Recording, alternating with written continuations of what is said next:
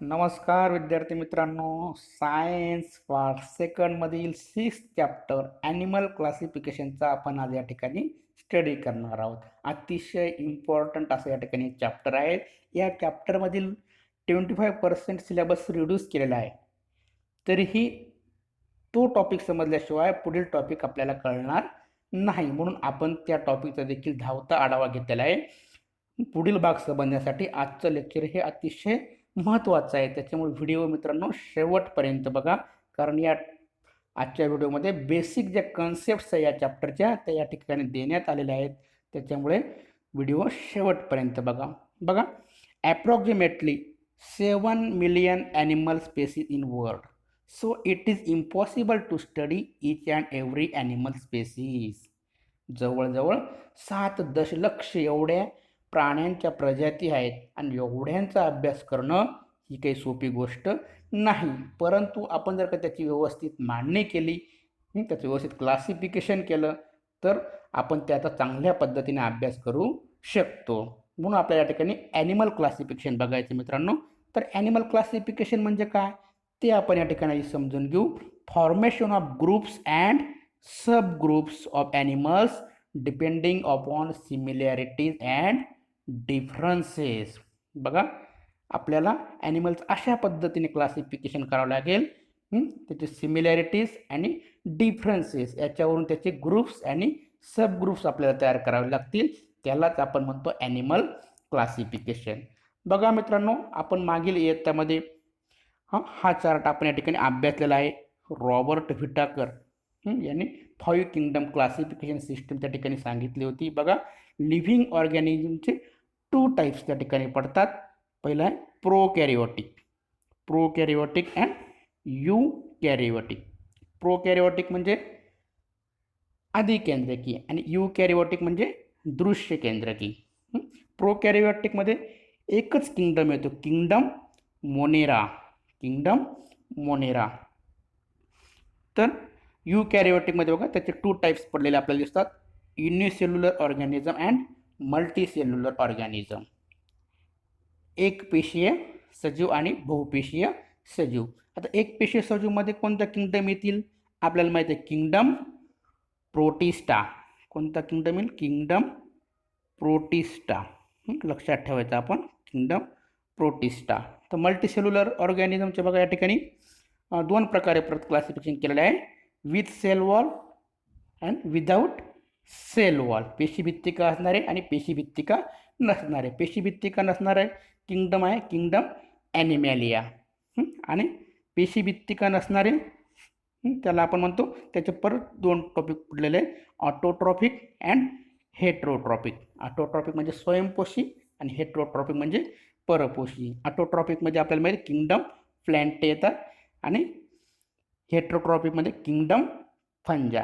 तर बघा, अशा पद्धतीने मित्रांनो 5 किंगडम आपल्या ठिकाणी दिसतात, kingdom monera, kingdom protista, kingdom plantae, kingdom fungi and kingdom animalia. याच्यापैकी 4 किंगडम्स आपण मागील काही इयत्तांमध्ये त्याचा स्टडी केलेला आहे. आज आपण फक्त या ठिकाणी किंगडम ॲनिमॅलिया याचा आपण या ठिकाणी स्टडी करणार आहोत. तर चला बघू आपण पुढे मित्रांनो. या ठिकाणी बघा, आता हे क्लासिफिकेशन करण्यामागे त्याचे बेनिफिट्स काय काय आहेत, त्याचे फायदे काय काय ते आपल्याला या ठिकाणी बघायचे आहेत. बघा, study of animal becomes convenient. बघा, याचा अभ्यास करणे आपल्याला काय होणार आहे, सोयीस्कर होणार आहे क्लासिफिकेशन केले तर. त्याच पद्धतीने to study of few animals from groups helps to understand about that entire animals groups. या एखाद्या गटातील मोजक्याच प्राण्यांचा अभ्यास केला तरी गटातील सगळ्या प्राण्यांविषयी आपल्याला ठिकाणी माहिती मिळू शकते. त्याच पद्धतीने त्याचा अजून फायदा आहे, it gives idea about animal evolution. प्राण्यांच्या उत्क्रांतीविषयी आपल्याला ठिकाणी माहिती मिळते. त्याच पद्धतीने animals can be easily identified with great accuracy. प्राण्यांना अचूकपणे आपल्याला ओळखता येतं, त्याच्यात आपल्याला अधिक अचूकता आपल्याला त्याच्यामुळे दिसून येते. It helps to understand the relationships of animals with other living organisms. प्राण्यांचे इतर सजीवांशी असलेले नाते आपल्याला समजायला या ठिकाणी मदत होते. त्याच पद्धतीने it helps to understand that habits of each animals and its exact role in nature. प्रत्येक प्राण्याचा आदिवास, निसर्गातील नेमके स्थान आपल्याला याच्यामुळे कळते. आणि last, it helps to understand various adaptation shows by animal. म्हणजे प्राण्यातील वेगवेगळ्या प्रकारच्या अनुकूलनांची या ठिकाणी आपल्याला माहिती मिळते. ॲडॅप्टेशन हे देखील आपण चॅप्टर मागे बघितलेलं आहे. तर बघा, हे जे आपल्याला क्लासिफिकेशन बघायचे, याला काही हिस्ट्री आहे, काही इतिहास आहेत. वेगवेगळ्या सायंटिस्टनी याचं क्लासिफिकेशन वेगवेगळ्या पद्धतीने केलं होतं. तर सुरुवातीला बघा, आर्टिफिशियल मेथडने क्लासिफिकेशन कोणी केलं होतं, तर ग्रीक फिलॉसॉफर ॲरिस्टॉटल यांनी काय केलं होतं, तर आर्टिफिशियल मेथडने सुरुवातीला क्लासिफिकेशन केलं होतं. Was first to perform the animal classification. त्याने कोणता क्रायटेरिया वापरला, body size, habits and habitat, म्हणजे शरीराची रचना, त्याचा आदिवास, सवयी याच्यानुसार आर्टिफिशियल मेथडने क्लासिफिकेशन करणारा पहिला शास्त्रज्ञ कोण होता, तर Aristotle. After that Theophrastus, Pliny, John Ray, Linnaeus follows this method. यांनी पण आर्टिफिशियल मेथड हीच वापरून पुढे क्लासिफिकेशन केलं आहे. त्याच्यानंतर बघा, natural method of animal classification, body organisation, types of cell, chromosome, biochemical properties. बघा, शरीराची रचना, पेशी, गुणसूत्रे आणि जैव केमिकल प्रॉपर्टीज याच्यानुसार नॅचरल मेथडने क्लासिफिकेशन पुढे करण्यात आले. आणि त्याच्यानंतर इव्होल्युशन बेस्ड क्लासिफिकेशन, उत्क्रांतीविषयीचा क्लासिफिकेशन ठिकाणी सायंटिस्ट डोबझिन्स्की अँड मेयर यांनी ही पद्धत, इव्होल्युशन बेस्ड ही पद्धत त्या ठिकाणी वापरलेली आहे. त्याच्या पुढे बघा, 4G पद्धत वापरेल, ट्रॅडिशनल मेथड क्लासिफिकेशन, म्हणजेच त्याला आपण काय म्हणतो, पारंपरिक पद्धत. त्याच्यामध्ये आपल्याला माहिती आहे non chordates and chordate, non chordates and chordate. Non कॉर्डेटला आपण काय म्हणतो, असमपृष्ठरज्जू प्राणी, आणि कॉर्डेटला म्हटलो आपण समपृष्ठरज्जू प्राणी, पाठीला कणा असणारे आणि नसणारे. त्याच्यामध्ये बघा, नोटोकॉर्ड इज ॲबसेंट. नॉन कॉर्डेटमध्ये काय असतं, तर नोटोकॉर्ड इज ॲबसेंट. बघा, या ठिकाणी नोटोकॉर्ड आपल्याला ठिकाणी दिसतोय. या ठिकाणी असं रॉड लाईक स्ट्रक्चर आपल्याला दिसून येतं, यालाच आपण नोटोकॉर्ड असं म्हणतो. आपण सुद्धा ज्यावेळी एम्ब्रियॉनिक स्टेजमध्ये असतो त्यावेळी आपल्या शरीरामध्ये नोटोकॉर्ड हा प्रेझेंट असतो. आणि जेव्हा आपण बेबी स्टेटमध्ये येतो, जन्माला येतो, तेव्हा नोटोकॉर्ड कन्व्हर्जन आपलं व्हर्टिब्रल कॉलम म्हणजे बॅकबोनमध्ये त्या ठिकाणी होतं. हे नॉन कॉर्डेटमध्ये नोटोकॉर्ड ॲबसेंट असतं, परंतु कॉर्डेटमध्ये नोटोकॉर्ड इज प्रेझेंट. त्याच पद्धतीने फॅरेंजियल गिल स्लिट ॲबसेंट असतात नॉन कॉर्डेट्समध्ये, आणि कॉर्डेट्समध्ये pharyngeal gill slits and lungs are present असतात. If nerve cord present, it is on ventral side. बघा, हा नर्व कॉर्ड आपल्या ठिकाणी दिसतोय, नर्व कॉर्ड. हा देखील आपल्या शरीरामध्ये एम्ब्रियॉनिक स्टेजमध्ये दिसून येतं. नंतर त्याचं कन्व्हर्जन आपलं ब्रेन आणि स्पायनल कॉर्डमध्ये त्या ठिकाणी होतं. अशा पद्धतीने नर्व कॉर्ड हा कुठल्या साईडला असतो मित्रांनो, नॉन कॉर्डेटमध्ये व्हेंट्रल साईडला. व्हेंट्रल साईड म्हणजे पोटाकडची बाजू, आणि डॉर्सल साईड म्हणजे पाठीमागची बाजू.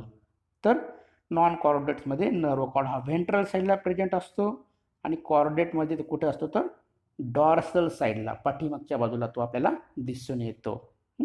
If heart is present, it is on dorsal side.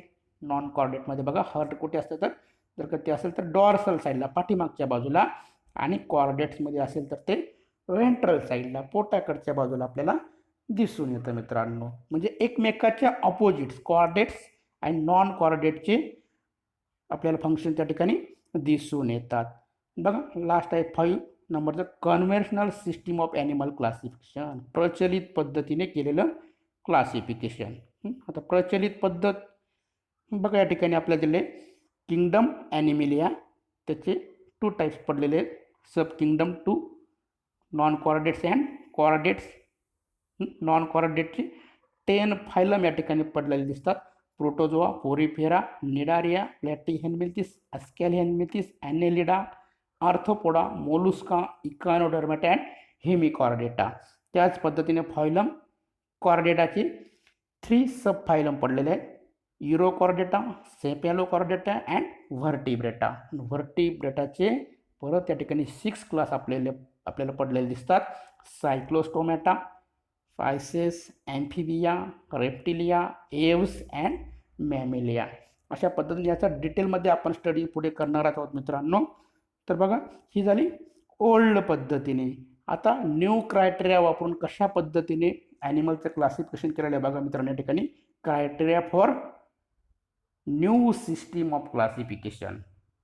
बघा, याच्यामध्ये आपल्याला दिले grade organisation. Grades of organisation म्हणजे रचनात्मक त्या ठिकाणी संघटन आपल्याला बघायचे. ग्रेड ऑफ ऑर्गनायझेशन म्हणजे रचनात्मक संघटन. बघा, या ठिकाणी 5 पद्धतीने ग्रेड्स आपल्याला दिसून येतात. 5 ग्रेड्स या ठिकाणी लक्षात ठेवायचे आपल्याला. पहिला जो ग्रेड आहे प्रोटोप्लाझ्मिक ग्रेड ऑर्गनायझेशन. बघा, त्याला आपण जीवद्रव्य स्तर असे म्हणतो. Body is made up of unicellular. या ग्रेडमधील जे ॲनिमल आहेत त्यांची बॉडी कशी असते तर युनिसेल्युलर म्हणजे एक पेशीय त्या ठिकाणी ते ॲनिमल आपल्याला दिसून येतात. फायलम प्रोटोझोआ जर का आपण बघितला तर त्याच्यामधले ॲनिमल सगळे कसे आहेत तर प्रोटोप्लाझमिक ग्रेड. अमिबा, पॅरामेसियम याची एक्झाम्पल आपल्या ठिकाणी सांगता येतील. त्याच पद्धतीने सेल्युलर ग्रेड ऑर्गनायझेशन म्हणजे आपण त्याला पेशी स्तर संघटन असे म्हणतो. Multicellular animal but tissue not form. या ठिकाणी हे ॲनिमल कसे आहेत मल्टीसेल्युलर आहेत परंतु त्याच्यामध्ये टिश्यू म्हणजे ऊती तयार होत नाही. फायलम पोरिफेरा या संघातील या ठिकाणी हे ॲनिमल येतात. त्याचे एक्झाम्पल आपल्याला सायकॉन हे या ठिकाणी सांगता येईल. त्याच्यापुढे बघा, थर्ड आहे सेल टिश्यू ग्रेड ऑर्गनायझेशन. पेशी ऊती स्तर संघटन. त्याच्यामध्ये बघा, cells come together and form tissue. या ठिकाणी पेशी एकत्र येतात, त्याच्यापासून काय तयार होतात तर टिश्यू तयार होतात, ऊती तयार होतात. फायलम निडार या संघातील या ठिकाणी ॲनिमल्स या ठिकाणी दिसून येतात. त्याचं एक्झाम्पल आपल्याला जेलीफिश हे सांगता येईल मित्रांनो. आणि फोर्थ आहे टिश्यू ऑर्गन ग्रेड ऑर्गनायझेशन.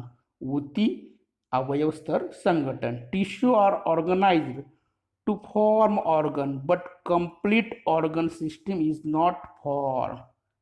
पूर्णतः ऑर्गन सिस्टम या ठिकाणी तयार होऊ शकत नाही. फायलम आहे प्लॅटीहेल्मिंथिस. एक्झाम्पल आहे त्याचं प्लॅनेरिया. आणि लास्ट या ठिकाणी बघा 5 नंबरचं organ grade system organisations.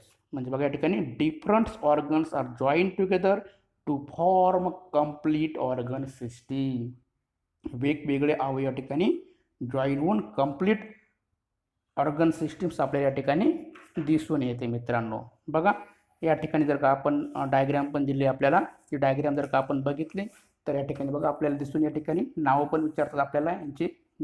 Scientific या ठिकाणी नेम्स विचारतात. या ठिकाणी ब्रेन आपल्याला सांगता येईल, या ठिकाणी लंग्स, या ठिकाणी लिव्हर, या ठिकाणी ब्लड व्हेन्स, या ठिकाणी स्किन किंवा थाय असं सुद्धा आपण म्हणू शकतो.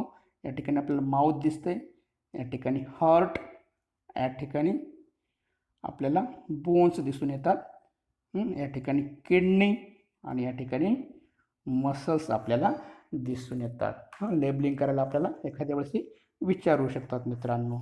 तर बघा, हे झालं ग्रेड ऑफ ऑर्गनायझेशन. पुढे बघा, न्यू क्रायटेरियामधील जो बी आहे बॉडी सिमेट्री. बॉडी सिमेट्रीला आपण म्हणतो शारीरिक सममिती. त्याच्यानुसार बघा, एनी ॲनिमल इज कट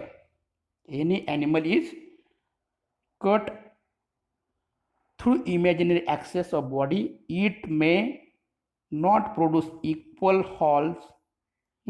बघा, एखाद्या ॲनिमलचे जर का आपण काय केलं तर त्याचं 2 भागामध्ये किंवा त्याच्या जास्त भागामध्ये आपण डिव्हाइड करायचं ठरवलं तर ते होतात की नाही, त्याचे 2 समान भाग किंवा त्याच्यावर जास्त भाग पडतात की नाही याच्यावरून त्याची बॉडी सिमेट्री शारीरिक समिती त्या ठिकाणी आपल्याला ठरवता येतं. पहिलं आहे asymmetrical body. No any imaginary axes. बघा, असिमेट्रिकल बॉडी म्हणजे काय असेल, त्याला असममिती शरीर आपण त्याला म्हणतो. असममिती म्हणजे शरीराचे भाग पडत नाही, 2 भाग पडत नाही किंवा 2 जास्त भाग इक्वल पार्ट त्या ठिकाणी पडत नाही. अमिबा घेतला किंवा पॅरामेसियम घेतला तर त्याचे आपल्याला बॉडीचे 2 इक्वल्स पार्ट्स आपल्याला करता येणार नाही, कुठून केलं तर 2 पार्ट्स होणार नाहीत मित्रांनो. त्याच पद्धतीने बघा रेडियल सिमेट्री. मग त्या ठिकाणी बघा मल्टिपल प्लेन ऑफ ॲक्सेस आपल्याला दिसून येतात. स्टार फिश जर घेतला त्याचे मल्टिपल 5 त्या ठिकाणी ॲक्सेस त्या ठिकाणी आपल्याला दिसून येतात. 5 इक्वल पार्ट्स त्या ठिकाणी स्टारफिशचे त्या ठिकाणी पडू शकतात. म्हणून याला अरीय सममिती रॅडियल सिमेट्री असे म्हणतात. आणि थर्ड आहे बायलॅटरल सिमेट्री, द्विपार्श्व समिती, त्याला आपण बायलॅटरल सिमेट्री असे म्हणतो. याचा काय होतं बघा, there is one such imaginary access, याचा एकच अक्ष याच्यामधून जाऊ शकतो. आपण ह्युमनची बॉडी घेतली किंवा गोट घेतला, आपण बघा गोटच्या ठिकाणी आपण जर ॲक्सेस घेतले तर 2 भाग आपल्याला ठिकाणी गोटचे इक्वल पार्ट्स त्या ठिकाणी मिळू शकतात. किंवा आपण ह्युमन घेतला, बटरफ्लाय घेतली, त्याचे देखील आपल्याला इक्वल ॲक्सेस त्या ठिकाणी वन सच इमॅजिनरी ॲक्सेस आपल्याला दिसून येतात. तर अशा पद्धतीने शारीरिक सममिती नुसार आपण या ठिकाणी क्लासिफिकेशन आपण करू शकतो. पुढचं आहे बघा मित्रांनो germ layer. In multicellular animal, germ layer are formed during initial period of embryonic development. Germ लेअरला आपण जनन स्तर किंवा आद्य स्तर असे म्हणतो. बघा ज्यावेळेस आपण केव्हा एम्ब्रियॉनिक स्टेजमध्ये असतो त्याच वेळेस हे लेयर्स त्या ठिकाणी क्रिएट होतात. त्याचे 2 टाईप्स पडले, डिप्लोब्लास्टिक अँड ट्रिप्लोब्लास्टिक. डिप्लोब्लास्टिक म्हणजे 2 germ layers are form, 2 germ layer त्या ठिकाणी दिसून येतात. कोणते? Ectoderm and endoderm. बघा या ठिकाणी आपल्याला हा एक एक्टोडर्म या ठिकाणी दिसून येतो आणि हा एंडोडर्म दिसून येतो. याच्यामध्ये मेझोडर्म नाही, 2च लेयर आपल्याला दिसून येतात. म्हणून याला आपण डिप्लोब्लास्टिक असं म्हणतो. निडारिया संघातील जे काही ॲनिमल्स आहेत, हायड्रा वगैरे, तर याच्यामध्ये आपल्याला डिप्लोब्लास्टिक जर्म लेयर आपल्याला दिसून येतात. तर ट्रिप्लोब्लास्टिक म्हणजे 3 germ layers are form, 3 germ layer आपल्याला ठिकाणी दिसून येतात, आद्य स्तर दिसून येतात, एक्टोडर्म, एंडोडर्म अँड मेझोडर्म. बहिर्जन स्तर, अंतस्तर आणि मध्यस्तर असे 3 स्तर दिसून येतात. त्याला आपण म्हणतो ट्रिप्लोब्लास्टिक. निडारिया संघ सोडला तर अदर ऑल फायलम्स याच्यामध्ये जवळजवळ ते येतात मित्रांनो. तर बघा अशा पद्धतीने हे जर्म लेयर आद्य जनन स्तर आपण बघितलं. आता पुढे आपल्याला बघायचं आहे बॉडी कॅव्हिटी. त्याला आपण कोइलोम असं सुद्धा म्हणतो. त्याला आपण मराठीमध्ये देहगुहा, देहगुहा असणारे प्राणी त्याच्यानुसार क्लासिफिकेशन केलेलं आहे. The cavity between the body and internal organs. बघा the cavity between the body and internal organs, शरीरामध्ये असणाऱ्या ज्या पोकळी असतात त्याला आपण काय म्हणतो? Body cavity. पोकळी जी असतात त्याला ही जी पोकळी आहे, body cavity is form either mesoderm or gut. कशामुळे? ते गट म्हणजे जी आपली अन्ननलिका असते तिला आपण गट म्हणतो, ती पोकळी आपण गट म्हणतो. आणि मेझोडर्ममुळे देखील त्या ठिकाणी बॉडी कॅव्हिटी तयार होतात. अशा 2 पद्धतीने बॉडी कॅव्हिटी या तयार होतात. बघा त्याचे देखील 3 टाईप्स पडलेले आहे. Eucoelomate true body cavity. Eucoelomate म्हणजे आपण सत्य देहगुहा युक्त ॲनिमल असे आपण त्याला म्हणतो. त्याचं एक्झाम्पल बघा आपल्या ठिकाणी दिले यू कोइलोमेट्स, अर्थवॉरमध्ये आपल्याला दिसून येतं त्या ठिकाणी. पुढे ए कोइलोमेट्स म्हणजे बॉडी कॅव्हिटी इज ॲबसेंट, त्याच्यामध्ये बॉडी कॅव्हिटी नसते, देहगुहाहीन त्या ठिकाणी काही ॲनिमल्स असतात, त्या शरीरामध्ये पोकळी नसतात. पुढचं आहे pseudo coelomate, body cavity is form but not form above mention 2 ways. त्या ठिकाणी बॉडी कॅव्हिटी तयार होते परंतु वरील मार्गाने नाही, म्हणजे मेझोडर्म किंवा गटमुळे ती तयार होत नाही. म्हणून आपण तिला फसवी किंवा आभासी देहगुहा असे आपण त्या ठिकाणी म्हणतो मित्रांनो. आणि लास्ट या ठिकाणी इजू पॉईंट क्लासिफिकेशनचा न्यू क्रायटेरियाचा बॉडी सेगमेंटेशन, म्हणजे आपण त्याला खंडीबन म्हणतो. ही body is divided into small similar unit. Each small unit is called segment. बघा या ठिकाणी स्मॉल युनिट म्हणजे छोटे छोटे भाग आपल्याला अर्थवॉर्मवरती दिसून येतात. हे जे स्मॉल सिमिलर युनिट्स आहेत तर यालाच आपण काय म्हणतो? सेगमेंट, खंड. अर्थवॉर्मचं आपल्या ठिकाणी एक्झाम्पल सांगता येईल. अशा पद्धतीने न्यू क्रायटेरिया वापरून या ठिकाणी आपण या ठिकाणी क्लासिफिकेशन करू शकतो. याचाच आधार घेऊन पुढे आपल्याला याचं क्लासिफिकेशन बघायचं आहे. तर हा चार्ट अतिशय महत्त्वाचा आहे मित्रांनो. बघा, हा जो चार्ट आहे हा आज आपण स्टडी करून ठेवा. या ठिकाणी आपण आज किंगडम बघितला, ॲनिमिलिया, त्याचं बॉडी ऑर्गनायझेशन बघितलं, बॉडी सिमेट्री बघितलं, बॉडी कॅव्हिटीसुद्धा बघितलेलं आहे. तर तुम्ही काय करा, फायलम जे आहे ते 10 फायलम, या 10 फायलमचा हा क्रम या ठिकाणी काहीतरी आपण आयडिया वापरून या ठिकाणी लक्षात ठेवा. पुढील चॅप्टरमध्ये, पुढील भागामध्ये आपण या ठिकाणी या 10 फायलमचा अभ्यास करणार आहोत मित्रांनो. आजचा टॉपिक अतिशय महत्त्वाचा आहे, कारण आजचा टॉपिक कळला तरच पुढील भाग आपल्याला इझी समजेल. म्हणून हा भाग जरी बराचसा विवृत झालेला आहे तरी मी या ठिकाणी तो आपण घेतलेला आहे. तर मित्रांनो, या ठिकाणी ज्या नोट्स दिलेल्या आहेत त्या देखील तुम्ही लिहून घ्या. व्हिडिओ बघितल्याबद्दल मी आपला खरंच खूप खूप आभारी आहे. धन्यवाद.